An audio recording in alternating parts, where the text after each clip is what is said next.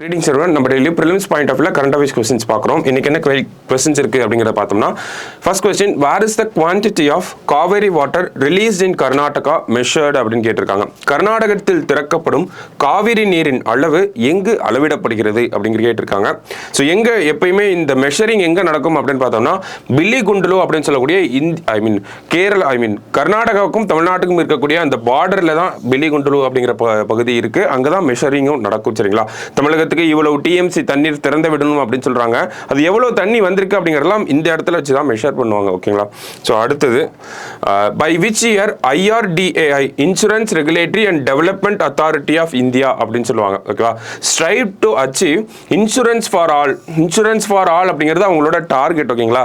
IRDAI அனைவருக்கும் காப்பீடு என இலக்கு நிர்ணயித்த ஆண்டு எது? சோ எந்த வருஷத்துக்குள்ள இந்த இன்சூரன்ஸ் ஃபார் ஆல் அப்படிங்கறத பார்த்தோம்னா 2047 குள்ள அச்சீவ் பண்ணுங்கிறது இவங்களோட டார்கெட்டா இருக்கு ஓகேவா. சோ அடுத்தது which is the host country for 2025 badminton world junior championship அப்படின்னு கேட்டிருக்காங்க.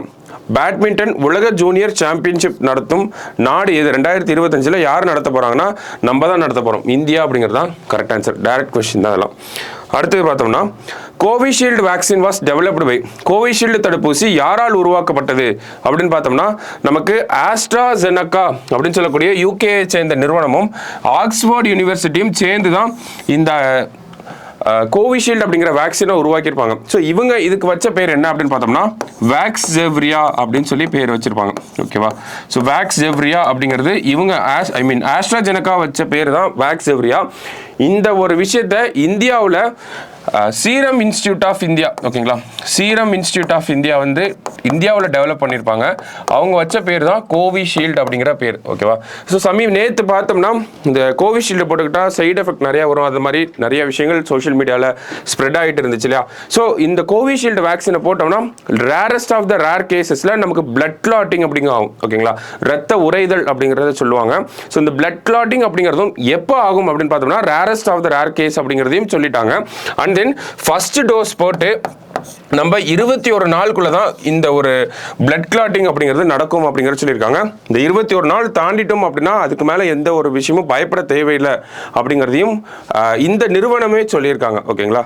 ஸோ அதனால அன்வான்டாக நிறைய விஷயங்கள் ஸ்ப்ரெட் ஆகுது சோஷியல் மீடியாவில், அதெல்லாம் நம்ப வேண்டாம் ஓகேவா. So last question consider the following statements. plains, hilly areas, coastal areas அங்கே இது எல்லாமே பார்த்தோம்னா ஹீட் வேவ்ஸோட டெஃபினிஷன் ஓகேவா. ஸோ ஒரு சமவெளி பகுதியில் எவ்வளோ டெம்பரேச்சருக்கு மேலே இருந்துச்சுன்னா அதை வந்து ஹீட் வேவ் அப்படின்னு சொல்கிறாங்க. மலை பிரதேசங்கள்னா 30 டிகிரி செல்சியஸ், கடலோர பகுதிகள்னா 37 டிகிரி செல்சியஸ், சமவெளினா 40 டிகிரி செல்சியஸ் அந்த டெம்பரேச்சருக்கு மேலே ஓகேங்களா ஒரு 40 டிகிரி செல்சியஸ் அப்படிங்கிறது ஒரு 2-3 நாளுக்கு தொடர்ச்சியாக இருந்துச்சு அப்படின்னா அந்த பகுதியில் ஹீட் வேவ்ஸ் வெப்ப அலைகள் இருக்குது அப்படிங்கிறத சொல்லுவாங்க ஓகேவா. ஸோ மூணுமே கரெக்டாக தான் இருக்குது, நமக்கு அனைத்தும் சரி அப்படிங்கிறது தான் கரெக்டாக ஆன்சர் சரிங்களா. ஸோ இன்றைக்கி ப்ரிலிம்ஸ் பாயிண்ட் ஆஃப் வியூவில் 5 கொஸ்டின் பார்த்துருக்கோம். நாளைக்கு 5 கொஸ்டினில் மீட் பண்ணலாம். தேங்க்யூ.